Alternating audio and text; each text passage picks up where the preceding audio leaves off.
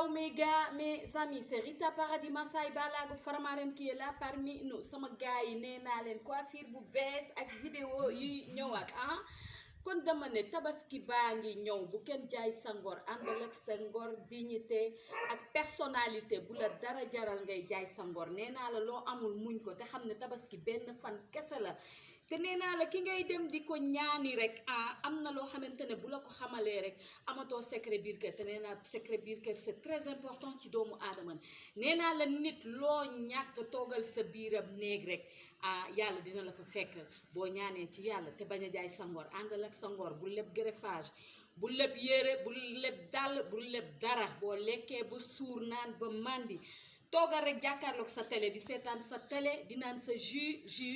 cherul boo jëlee sa buy defal ko jus rek dangay daal di naan ba doyal te kenn du la xamal dara waaye nee naa la boo bëggee yor 1000 francs bëgg a dundee junni dangay nekk ci coono te nee naa la loolu dara jaru ko boo amee 1000 francs dundal ak sa 1000 francs ki am ñaari junneem nga bàyyi ko mu dund ak ñaari junneem nee naa la tabaski benn fan kese la bu mu la tax a jaay sa ngor wala ngay jaay sa dignité